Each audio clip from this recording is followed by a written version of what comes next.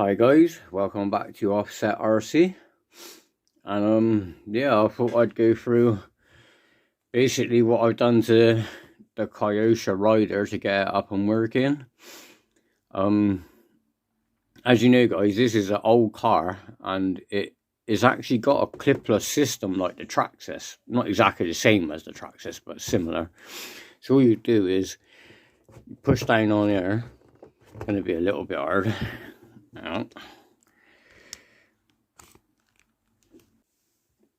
So the easiest way to do it is push down and then spin these little latches, and then the back end of the lift, and then slide that, and boom.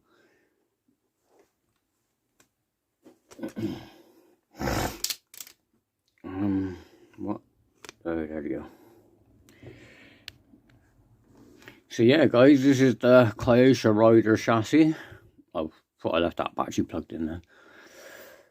So the issues I had with this was steering was an issue, the gearbox was an issue, obviously the suspension wasn't the greatest, but I've done my best with that now, so it's not too bad. Obviously it's still not great because it's pogo stick, but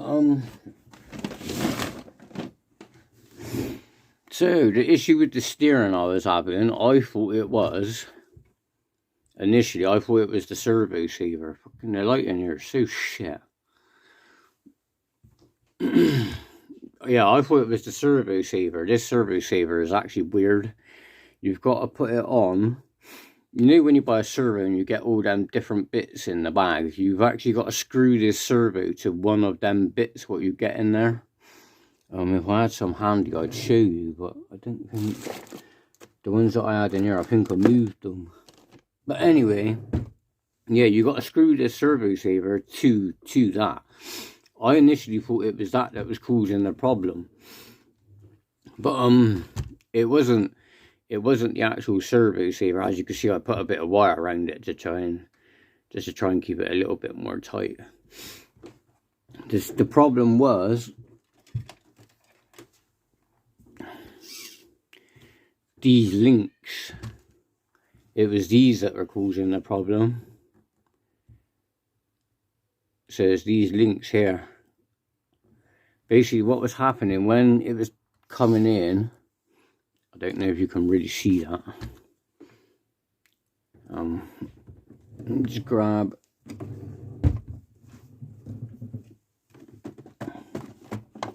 where the hell did it just go? Just had it.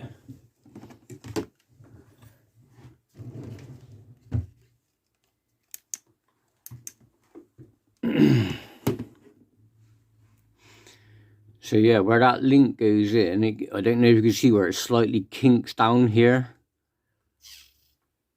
You see it now, where it kinks down. Basically, when it was turning in, that was catching.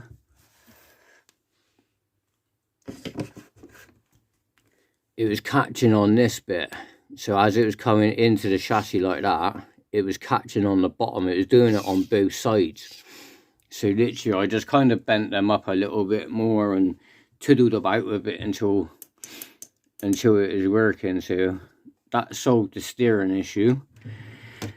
That took me a while to figure out what was actually going on with that. I kept thinking it was the servo saver, but yeah, it wasn't the servo saver, it was these links. The other issue I had was in the gearbox. So just there is about where the pinion gear is, then you've got an idler gear here, another gear here, and then it goes to the diff. This gear that's by the pinion gear was actually at the bottom of the gearbox case. It was at the bottom. Oops. Yeah, it was at the bottom down here, guys. I initially, when I took this off, I initially just thought that was the original place for it. So once I got it up and running, I did like a little bit of a drive around in my living room, which is now being turned into the kids' bedroom, and it seemed alright. I then took it outside. I was going to do a video. It lasted about 2 or 3 minutes, and then all of a sudden the gear, like, it just jammed up. like it just stopped working. It just wouldn't move anywhere. So when I took this back off, basically that gear, what's meant to be up here, and it was down here, basically what it had done, instead of it being straight like this, it had twisted on an angle like that. So instead of it being like that, it had twisted. And basically that's what jammed up the gears. So where the idler gear sits, there's meant to be a bar that obviously holds the gear in place. Like, is literally just right behind this plate is where that bar is right behind there. So what I did, because obviously that was missing, I found, I don't know if it's still up here, I found this screw. Now obviously you can't use the screw because it's threaded. Like, it's not going to spin on that, do you know what I mean?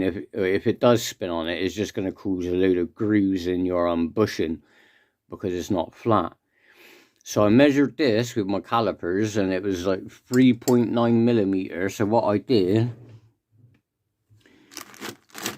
I actually just bought some 3.9 millimeter bar. There it is, look. So I just bought some of this 3.9 millimeter bar, put it across like that, marked it, cut it, and this is now what is holding that gear in. Like, this bar's not going to go anywhere because there's a motor plate on the back that's just holding it, like on the corner, like say about here. It's like literally just on the corner, but it's not going to go anywhere. And then this cover here holds the front in, so again it's not going to go anywhere. So yeah, I just 3.9 millimeter bar, put that through it, solved the problem. The other issue I had, it's this one baffled me as well, guys, because I didn't know about it. The other issue I was having was I was getting drive to one side but not the other side. I initially thought it was the differential. I took the diff out, it seemed all fine in there, like I gave it a grease up and that, put it back together, it's still doing the same thing. It turns out it wasn't the differential. The original drive shafts that you get with these, they're half plastic and like half metal, so... Oh, and where did that grease come from now? No, I'll clean that off in a minute.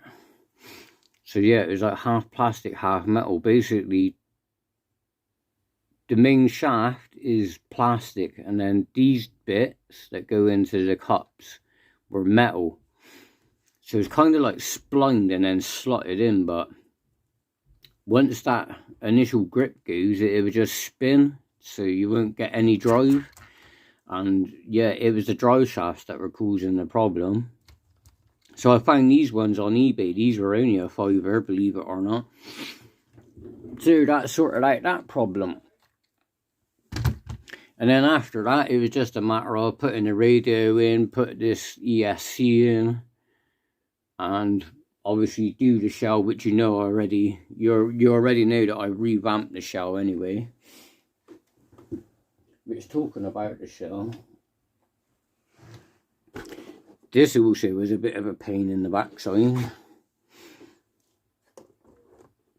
Mainly because when I bought it, I didn't know that there's a split here. I knew about the one on the roof that came across here. Like, you can see that one clear as day. And the other one, which I didn't know about because you can't even really see it, but it starts here, comes across, goes down to about here. Like I said, you can't really see it. I've done a pretty good job of fixing that, I think. I haven't done too bad of a job of fixing these ones. And then I just used some tape on the inside. But yeah, these shells actually hook up like a Traxxas shell. So it's got the little slot there that just hooks onto there. You just hook it onto there and then just pop the shell on. Push down a little bit because you've got some springs. So once you push the shell down a bit, you can flip that around like that, and then, yeah, that'll hold the shell on. But yeah, so I did have some issues with this. obviously the tires and all that were split and cracked as well. I fixed them with super glue and... Nope, that's liquid mask, I didn't use that. Yeah, I use super glue on this stuff.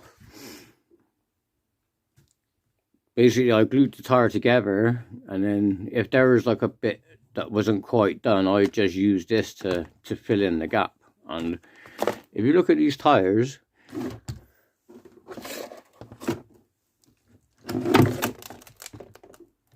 they're actually not too bad now. Oh yeah, by the way, I've put bearings in these wheels.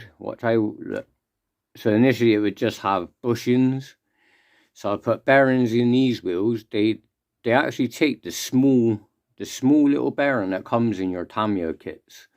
It takes that small little bearing that usually goes in the gearbox.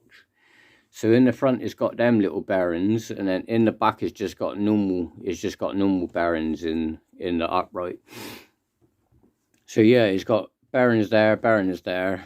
The only place it hasn't got any bearings is in the gearbox. From what I can see, most of the bearings you would need would be the same bearings that are in the front. So it's just the little small bearing that you get in the Tamiya kits. And there's only usually one. It usually goes in the gearbox.